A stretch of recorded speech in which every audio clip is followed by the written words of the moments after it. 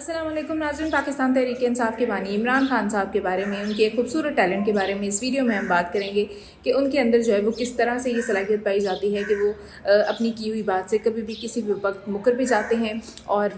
दूसरों को भी वो ये बात सिखाते हैं। उनका पूरा सिर्फ बात ही नहीं बल्कि उनका पूरा बयानिया, उनका पूरा ओपिनियन ही चेंज हो जाता है। अपने लिए उनका नुक्ता नज़र और होता है, किसी और के लिए नुक्ता नज़र और हो जाता है, और इसको जो है वो लीडर होने की जो है वो खूबी भी कहते हैं। पाकिस्तान तहरीक इंसाफ के बानी की आज खूबसूरत बातें करेंगे। सबसे पहले तो याद करें, जब ये वज़ीर आज़म नहीं थे और अपनी सियासी जद्दोजहद में थे, तो ये कहा करते थे कि जी अगर कभी मेरे साथ ऐसा हो कि मैं वज़ीर आज़म बनूँ और मुझे चलाने की कोशिश कोई और कर रहा हो, मैं कठपुतली वज़ीर आज़म बन रहा हूँ, जो सारी सुप्रीम पावर्स हैं वो किसी और के पास हों, फैसले करने वाला कोई और हो, तो मैं ऐसी हुकूमत को खुद गिरा दूँगा, खुद असम्बलियाँ तोड़ दूँगा, खुद इस्तीफ़ा दे दूँगा। मैं ऐसा वज़ीर आज़म कभी भी नहीं बनना चाहता। कि ये तो हो गई जी उनकी स्ट्रगल के दौरान की बातें। फिर जी उनकी स्ट्रगल कामयाब हो गई और वो पाकिस्तान के वज़ीर आज़म बन गए। पाकिस्तान के वज़ीर आज़म जब वो बन गए तो जो है वो अपनी तमाम तर फ़ैसलों, तमाम तर होने वाले हालात, तमाम तर होने वाली मुश्किलात, पाकिस्तान में होने वाली तरक्की, पाकिस्तान में होने वाली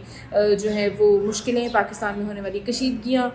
लोगों की नाराज़गियाँ, महंगाई का तूफ़ान, वॉटेवर कोई भी डिसीजन होता था उसको वो बड़े अच्छी तरह से ऑन करते थे और ये कहते थे कि जी तमाम तर जो फ़ैसले हैं, तमाम तर जो बातें हैं वो मेरे जो है वो से होके गुज़रती हैं। तमाम फ़ैसले मैं करता हूँ, तमाम मशवरे मुझसे होते हैं, तमाम चीज़ें मेरे मुताबिक होती हैं, तमाम चीज़ें मैं डिसाइड करता हूँ। हर अच्छाई बुराई का मैं ज़िम्मेदार हूँ। और जब उनकी हुकूमत चली गई तो जी उनका एक नया रूप सामने आया। तो उनका एक नया व्यू हमें पता चला और वो ये था कि उन्होंने हमें एक नया इंकशाफ किया। उन्होंने कहा कि जी पाकिस्तान तहरीक इंसाफ, कल मैं वज़ीर आज़म था तो मेरे हाथ में कुछ भी नहीं था। सारी सुप्रीम पावर्स जो है वो जनरल बाजवा के हाथ में थी, सारे फैसले जनरल बाजवा करते थे, तनकीद का निशाना मैं बनता था, पूरी अवाम मुझे बुरा कहती थी, अवाम मुझे गालियाँ देती थी, अवाम मुझे साथ पता नहीं नाराज़ थी। सारा कुछ जो है वो जनरल बाजवा की वजह से होता था, लेकिन मैं जो हूँ वो सामने होता था तो सारे गिले शिकवे अवाम को मुझसे थे। तो मैं जो हूँ वो सिर्फ कठपुतली था, मेरे हाथ में कुछ भी नहीं था। तो भाई ये आपने हमें उस वक्त क्यों नहीं बताया, आपने अवाम को उस वक्त क्यों नहीं बताया कि मैं आपका वज़ीर आज़म हूँ लेकिन मुझे कंट्रोल किया जा रहा है, मेरे हाथ में कुछ नहीं है, जनरल बाजवा जो है वो मुझे काम नहीं करने दे रहे। जनरल बाजवा के बारे में उस वक्त आपने अवाम को ये बात क्यों नहीं बताई? भाई अवाम आपके साथ खड़ी होती है, जो भी अवाम से बन पाता अवाम करती इस चीज़ के ख़िलाफ़, लेकिन तब आपने कुछ नहीं बताया। जब आपकी हुकूमत जाने वाली थी तो आपने जनरल बाजवा को ये तक भी ऑफ़र्स की जिसका इंकशाफ आपने खुद किया। आपने खुद मुख्तलिफ प्रोग्राम्स के अंदर आपने भी और फवाद चौधरी साहब ने भी इस चीज़ को कबूल किया कि हम उनको जो है वो इलेक्शंस तक तोसी दे रहे हैं, इलेक्शंस तक उन्हें हम कह रहे हैं कि साफ शफाफ इलेक्शंस आप करवा दें तो उसके बाद आप चले जाइएगा। तो क्या इसे तोसी नहीं कहते? इसे तोसी ही कहते हैं। ये खुद आपने कबूल किया। तो ये तोसी भी आप जनरल बाजवा को देना चाह रहे थे और आपकी हुकूमत जाने के बाद आपने कह दिया कि जनरल बाजवा क्योंकि तोसी चाहते थे तो अगर एक्सटेंशन ही चाहिए थी तो हमसे ही ले लेते, हुकूमत गिराने की क्या ज़रूरत थी। तो ये है जी इमरान खान साहब की सबसे खूबसूरत क्वालिटी कि जब मर्ज़ी एक बयानिया बनाओ,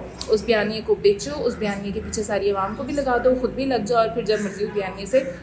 खुद ही जो है ना मुकर जाओ, उसको पूरा ही चेंज कर दो। यू टर्न सबसे पहले जैसे ही इनकी हुकूमत आई थी तो उन्होंने कहा था 100 दिनों के अंदर पता नहीं क्या हो जाएगा। इन 100 दिनों से भी पहले मेरा ख्याल है कोई 50 दिनों के अंदर ही आवाम को ये यू टर्न वाली इनकी क्वालिटी पता लग गई थी, जो कि आज तक आवाम इनके हर एक्ट, हर बात के अंदर देख रही है। तो यही यू टर्न लेते हुए इनकी एक और मुझे बात याद आ गई कि जब इनकी हुकूमत थी उस वक्त ये कहा करते थे कि ISI का जो चीफ़ मैंने लगाया है और जो आर्मी चीफ़ है इस वक्त जनरल बाजवा, वो जो है वो बेहतरीन सिलेक्शन हैं, वो जो है बेहतरीन बंदे हैं, वो जो है वो सिलेक्ट करके मैंने जो है वो बड़ा अच्छा फ़ैसला किया है। इसलिए क्योंकि अपोजिशन उनके ख़िलाफ़ है, क्योंकि ये जो चोर डाकू लुटेरे जो हैं वो इनके ख़िलाफ़ हैं, तो इसलिए जी ये बंदे बिल्कुल ठीक हैं। जैसे ही इनकी हुकूमत चली गई तो यही 2 बंदे जो हैं सबसे बुरे हो गए, यही आर्मी सबसे बुरी हो गई, यही इस्टेब्लिशमेंट सबसे बुरी हो गई, यही जनरल बाजवा इनका सबसे बड़ा दुश्मन निकला। तो अंदर अंदर जो मामलात इनके ख़राब हुए जनरल बाजवा के साथ, और उसका जो सारा इन्होंने जो है वो सारा ब्लेम जो है वो उठा के हुकूमत जाने का, हुकूमत गिरने का, पाकिस्तान के हालात ख़राब होने का,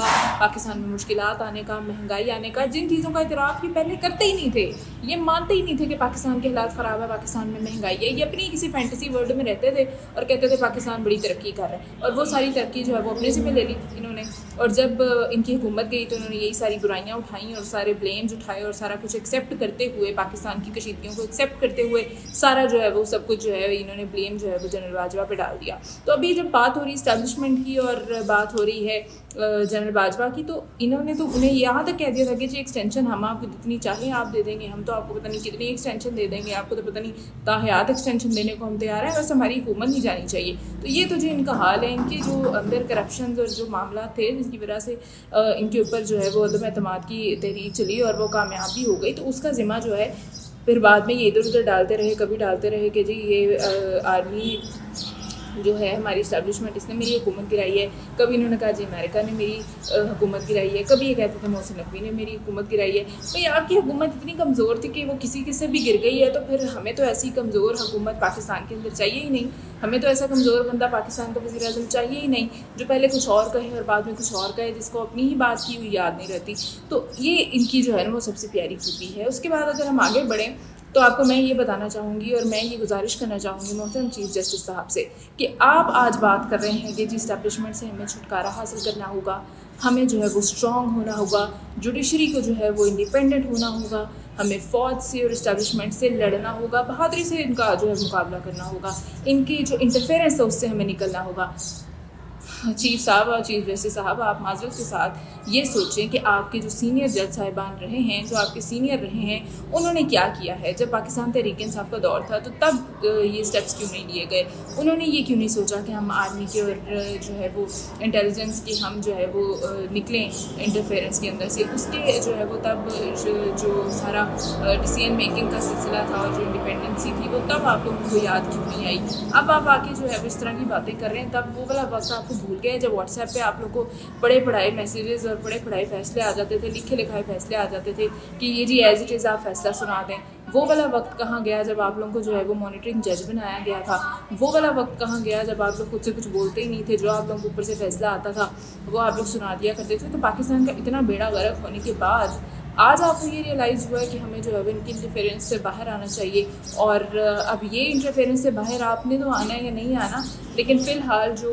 पाकिस्तान के हालात हैं ना वो अगर थोड़े बहुत बेहतरी की तरफ जाने को हम देख रहे हैं, तो आप लोग जो हैं वो सबसे ज़्यादा अपने इदारों के दरमियान ही जो है वो आप लोगों ने एक अजीब सी लड़ाई शुरू कर ली है। ये जो हमारे जज साहिबान हैं उनकी और इस्टेब्लिशमेंट की जो आपस में तनाव है, जो आपस में इनके मामलात में कशीदगी है, वो पाकिस्तान के हक़ में किसी भी तरह बेहतर नहीं है। लिहाजा प्लीज़ इससे गुरेज़ करें।